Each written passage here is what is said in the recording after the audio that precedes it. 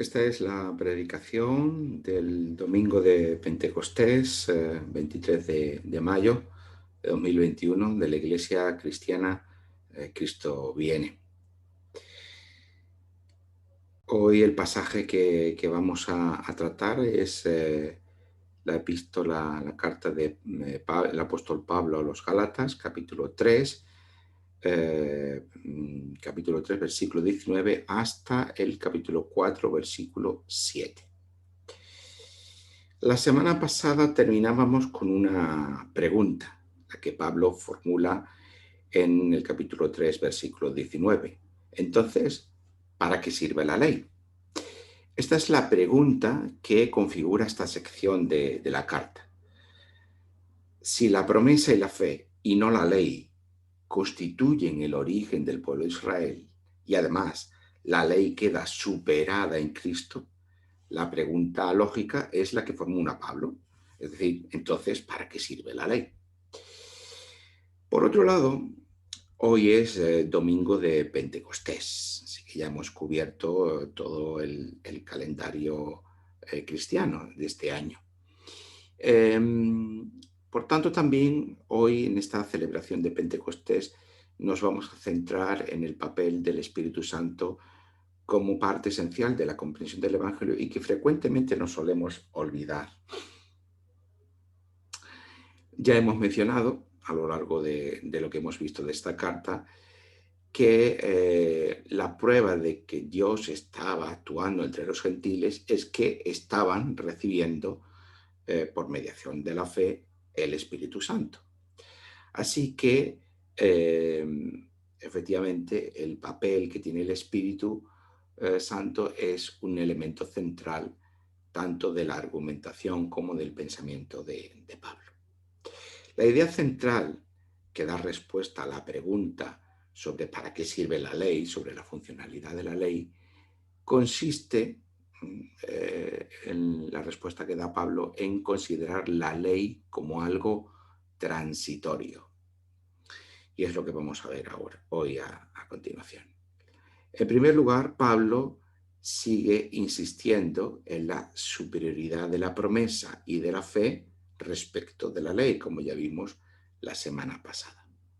Lo que dice Pablo ahora es que mientras la promesa fue dada directamente por Dios a Abraham, por su parte, la ley fue dada por medio de ángeles, lo que leo en el capítulo 3, versículo 19. La ley fue dada por medio de ángeles.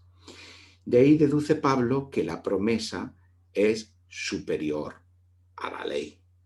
Pero ¿qué significa que la ley fue dada por medio de ángeles? Esto es algo que también se cita en el libro de los Hechos, capítulo 7, versículo 53, o en el sermón, o también llamada epístola de Hebreos, o a los Hebreos, capítulo 2, versículo 2. Todos estos versículos están recogiendo una interpretación que se hacía del libro del Deuteronomio, capítulo 33, versículo 2, que dice así: Moisés dijo, el Señor vino de Sinaí, de Seir los alumbró, resplandeció desde el monte de Parán, avanzó entre 10 millares de santos, con la ley de fuego a su mano derecha. En la versión griega, la que se llama la Septuaginta del Antiguo Testamento, de la Biblia hebrea, no dice santos, sino habla de ángeles, por medio de ángeles. A partir de esa interpretación, bueno, no voy a entrar en la diferencia entre el texto griego y el texto hebreo y por qué esas diferencias. Eso lo dejaremos para otro día. Pero básicamente lo que decimos es esto, que esta mención a que la ley fue dada por mediación de ángeles es una interpretación que procede de aquí, de este versículo del libro del Deuteronomio, en su versión griega, su versión de la Septuaginta. A partir de la interpretación de este versículo se pensaba que la ley pues había sido dada por mediación de ángeles, como en el Nuevo Testamento se recoge en esos versículos que ya he mencionado. Y además es a lo que Pablo está aquí aludiendo o aquí haciendo referencia. Por tanto, la promesa es dada por Dios mismo, mientras que la ley es dada por mediación de ángeles.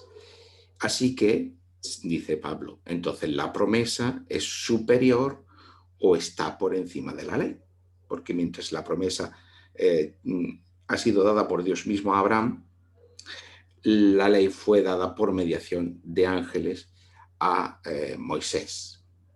Entonces, ¿para qué sirve la ley? Volvemos a la pregunta inicial. ¿Por qué Dios dio la ley?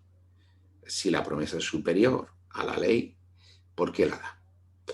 La respuesta de Pablo está en el capítulo 3, versículo 19.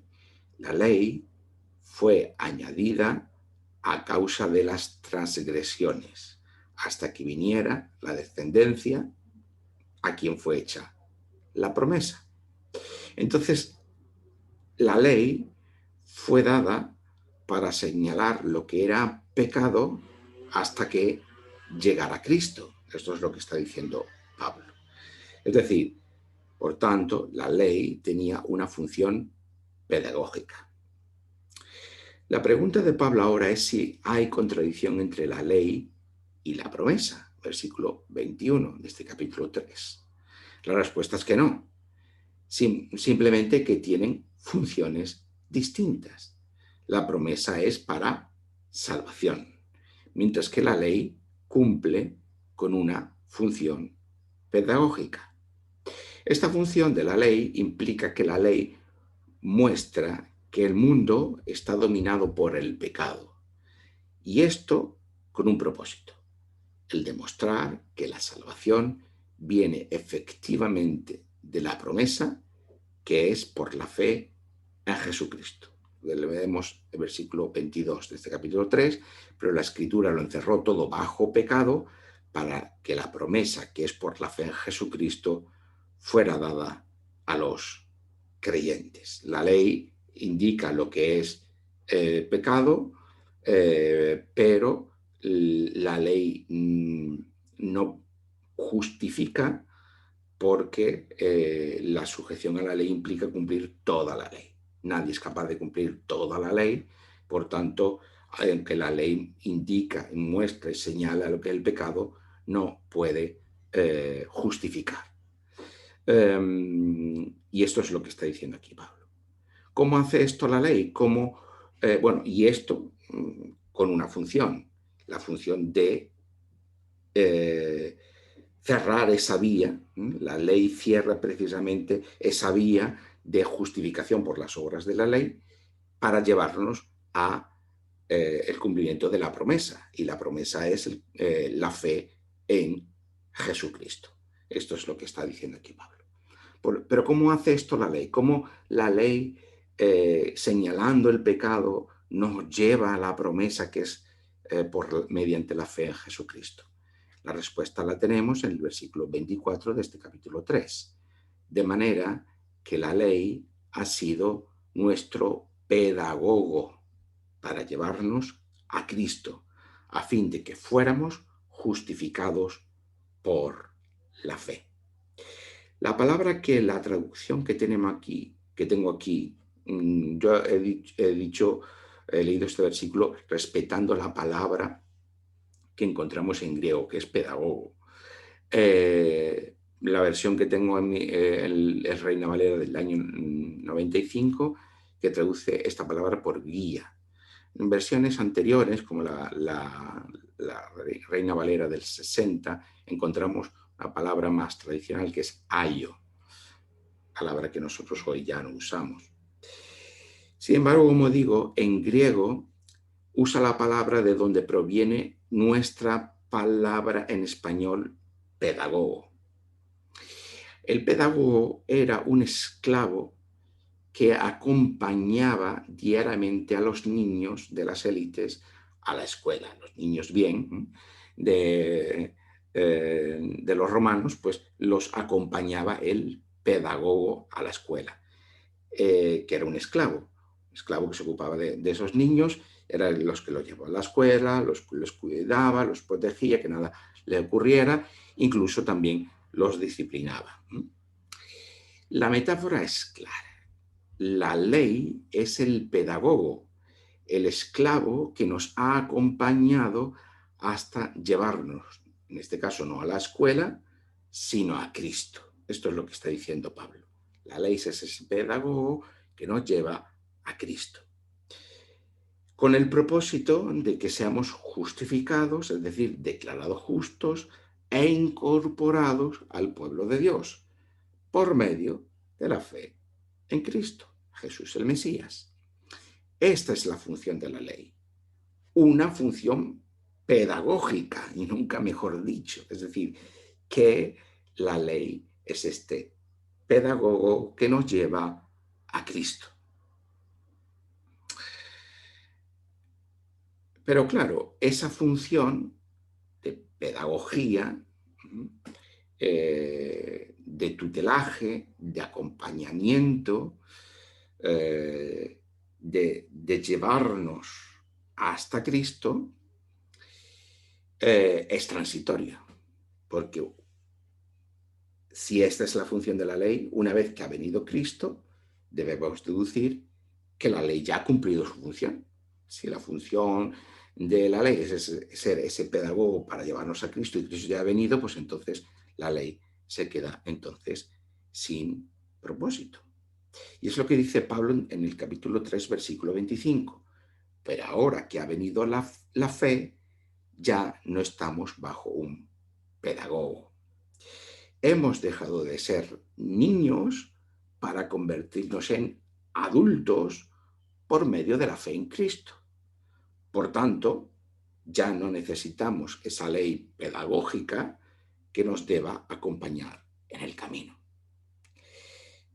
La lógica de Pablo en todo este capítulo 3 y el 4 es clara. Dios da la promesa a Abraham, que Abraham recibe mediante la fe. Y Dios establece un pacto base a esa promesa, sobre la base de esa promesa, con Abraham, prometiéndole pueblo, una familia, un pueblo y una tierra, de la que ahí surge el pueblo de Israel y en la que 430 años después recibe la ley. Esa ley no sustituye ni invalida la promesa, sino que la ley lo que hace es mostrar a ese pueblo constituido mediante la promesa cuál es el pecado, para conducir a ese pueblo al cumplimiento de esa promesa, que es Cristo mismo. Por lo tanto, llegado Cristo, pues esa ley deja de tener, cumplir con esa función, deja de tener vigencia.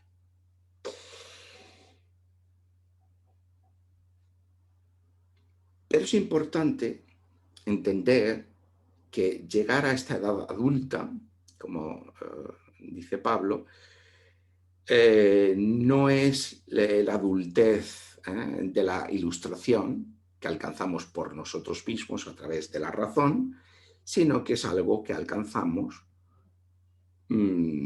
a través de la fe en Cristo Jesús. Son los versículos 27 y 28 de este capítulo 3. Porque todos sois hijos de Dios por la fe en Cristo Jesús, pues todos los que habéis sido bautizados en Cristo, de Cristo estáis revestidos. Por la fe y por el bautismo estamos unidos a Cristo, y de aquí se deriva nuestra condición de hijos de Dios. Y por tanto, en calidad de hijos, ya no somos niños que necesitemos a un pedagogo que nos acompañe. ¿Cuál es la consecuencia de todo ello? Pues debemos recordar el propósito que tenía Pablo, que estaba Pablo persiguiendo al escribir esta carta a los Gálatas. Él enseñarles que el ser declarados justos y pertenecientes al pueblo de Dios es por medio de la fe en Cristo y no por medio de las obras de la ley, especialmente de la circuncisión, que dividía judíos y gentiles y que les impedía sentarse a comer en la misma mesa. Y ahora vemos que la consecuencia de la transitoriedad de la ley, cuya función pedagógica ha sido llevarnos a Cristo, es lo que nos dice el tan conocido versículo 28 de este capítulo 3, donde la carta de Pablo llega a un punto culminante, que dice: ya no hay judío ni griego, no hay esclavo ni libre, no hay hombre ni mujer, porque todos vosotros sois uno en Cristo Jesús. Si todos estamos en Cristo y somos uno en Cristo Jesús, todos aquellos que tenemos fe en Cristo, depositamos esa fe que confía en Cristo y recibimos la promesa de Dios en Cristo Jesús hecha a Abraham mediante la fe, entonces todos estamos en Cristo Jesús y todos somos uno en Cristo Jesús. Por tanto, ya no hay vigencia de la separación entre judíos y gentiles, tampoco entre hombre y mujer. De esta separación entre judíos y gentiles ya hemos hablado suficientemente las semanas anteriores, pero esta diferencia entre hombre y mujer se establecía porque, claro, no hay que olvidar que si la circuncisión era la señal de pertenencia al pacto y al pueblo de Dios, eso separa al varón de la mujer. ¿Por qué? Porque la mujer no puede circuncidarse. Esto es una cuestión exclusiva del hombre. Pero, por tanto, si todos estamos en Cristo, si ahora, si la promesa se recibe por medio de la fe y esta fe y esta promesa, tiene su completitud en Cristo Jesús, y ahora ya todos somos pertenecientes al pueblo de Dios mediante la fe en Cristo Jesús, entonces ya no tiene vigencia en la circuncisión y por lo tanto esa separación que la ley, que la circuncisión establece entre hombre y mujer también deja de ser válida, de tener vigencia. Pero tampoco está vigente la separación entre esclavo y libre, porque en Cristo aquellos que antes éramos esclavos, ahora somos hechos libres. Por lo tanto, en el pueblo de Dios no hay judíos y gentiles, no hay hombre ni mujer, pero tampoco hay esclavo ni libre, porque ahora todos somos hechos libres en Cristo Jesús. Y esto es lo que ya hemos venido diciendo también tiempo antes, que es la justificación por la fe no es solo que seamos declarados justos en una relación privada entre Dios y yo, sino que el ser declarado justo implica necesariamente la pertenencia al pueblo de Dios. Un pueblo de Dios que ya no está definido ni por una identidad étnica, ni por el sexo, ni por la condición social. Ahora judíos y gentiles, hombres y mujeres, esclavos y libres, pueden sentarse a la misma mesa en comunión. Por eso termina Pablo en 3:29 diciendo: y si vosotros, Gálatas, sois de Cristo, ciertamente descendiente de Abraham sois y heredero según la promesa. Aquí culmina toda la argumentación que Pablo ha iniciado en el capítulo 3. Si vosotros, Gálatas, estáis en Cristo por medio de la fe, ya sois pertenecientes a la familia de Abraham. No necesitáis pertenecer a la familia de Abraham mediante la circuncisión. Ya sois pertenecientes a la familia de Abraham por el hecho de estar en Cristo por medio de la fe. Y por tanto también sois partícipes de la promesa de Dios.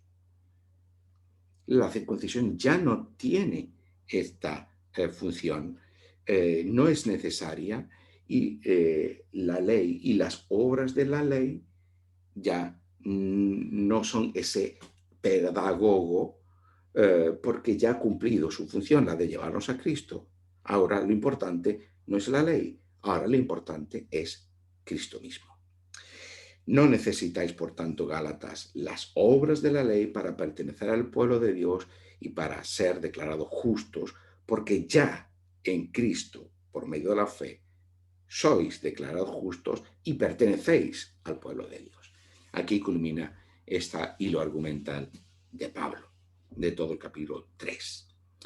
Pablo, ahora, en el capítulo 4, retoma la metáfora del niño y del hijo.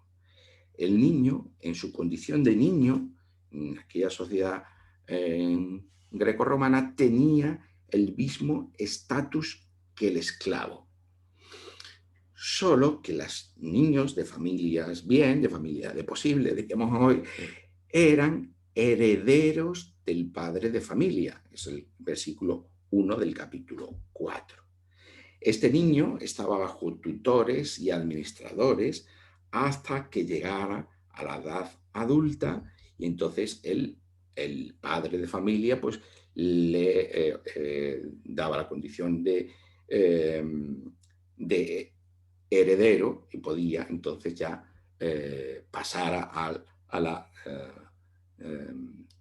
condición de adulto,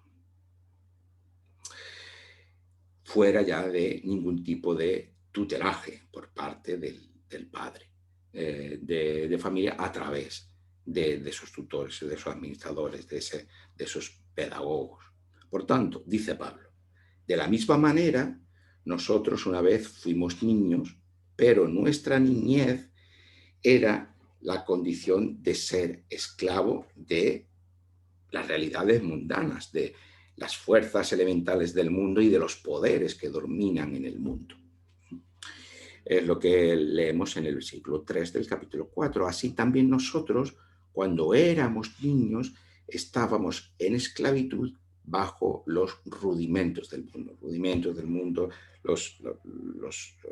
las realidades mundanas, las fuerzas elementales del mundo, los poderes que dominan el mundo. A esto se está refiriendo Pablo. Sin embargo, este estatus como niños en este grado de vamos a decir, inmadurez,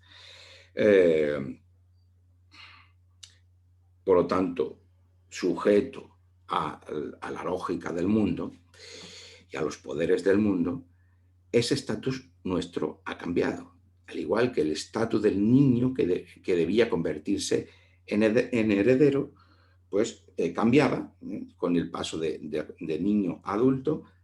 Nosotros nos hemos convertido ya en hijos de Dios, una vez que hemos recibido por medio de la fe la promesa en Cristo.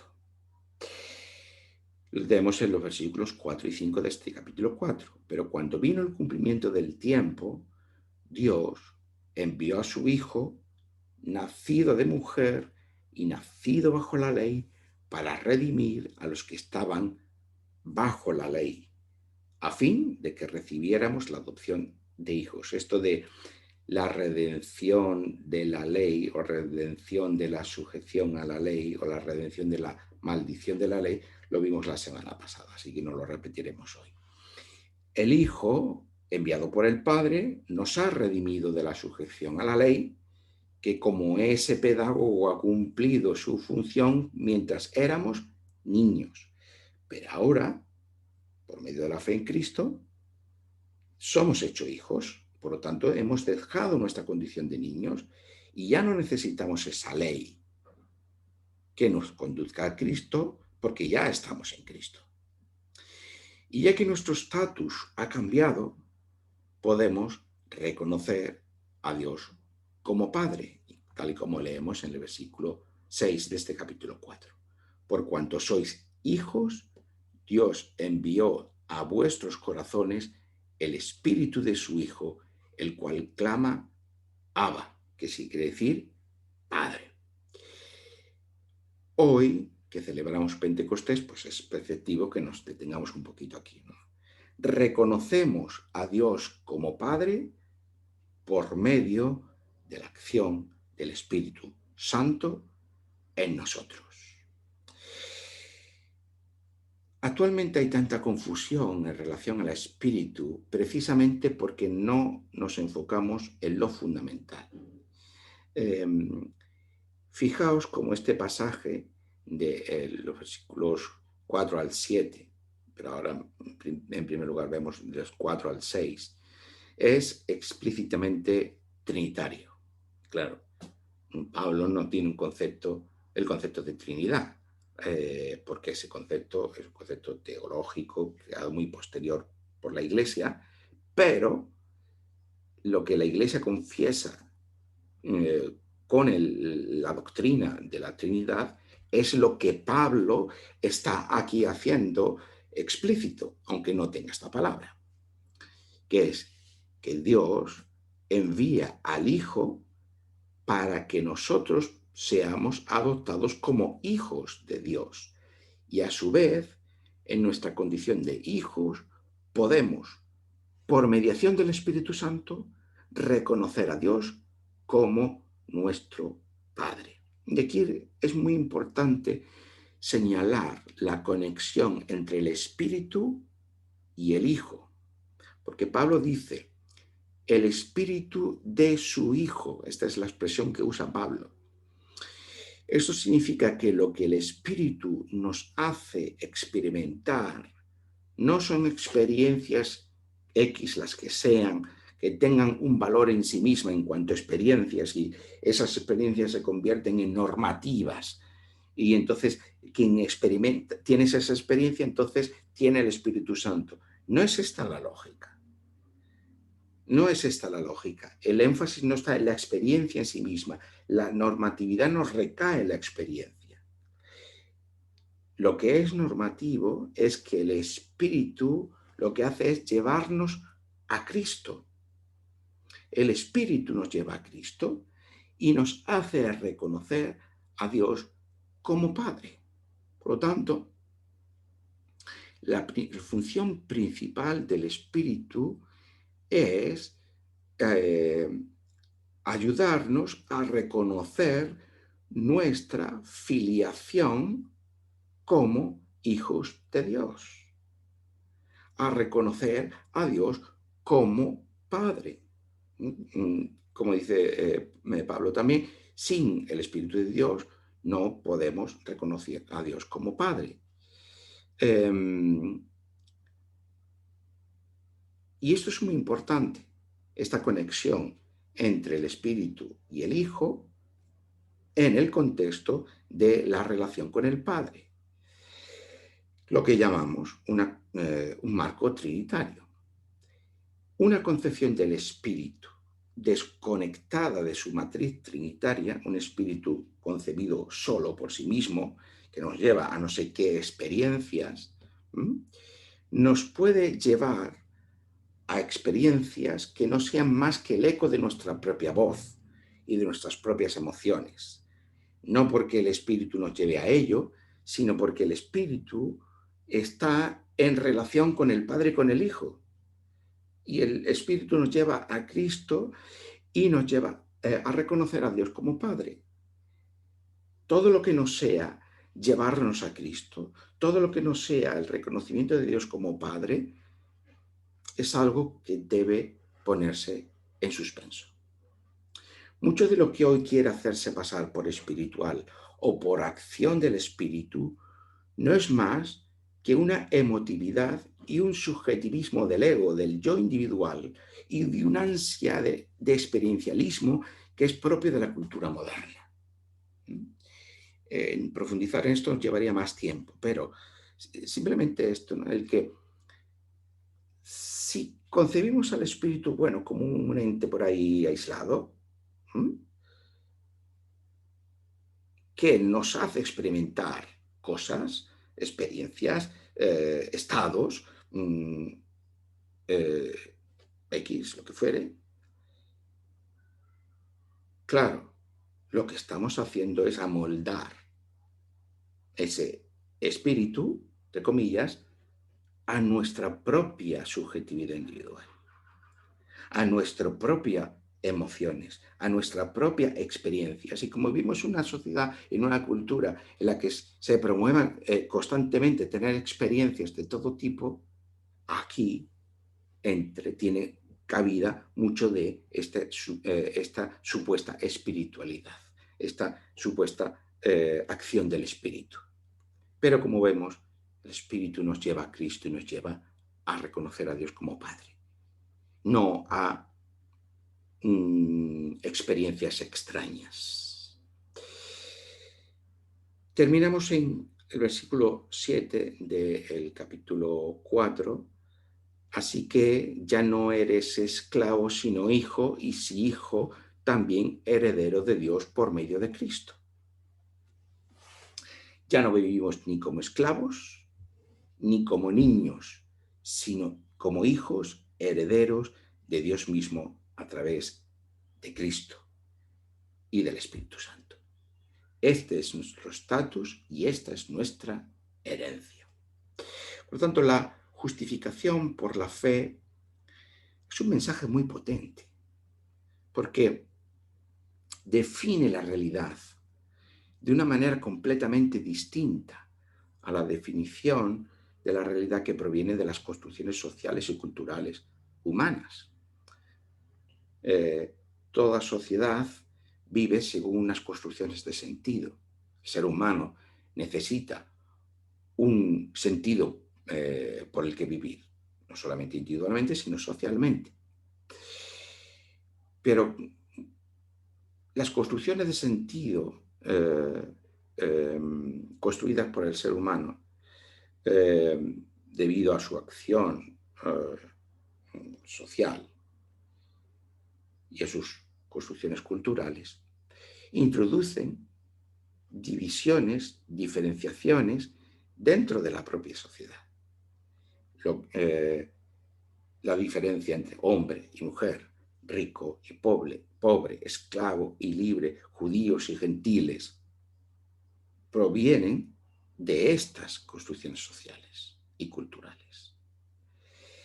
Y la justificación por la fe nos dice que no, que estas diferencias ya no están vigentes, que en el pueblo de Dios, constituida por la única mediación de la fe en Jesús como Mesías e Hijo, estas divisiones y cualesquiera otras son superadas por la unión en Cristo.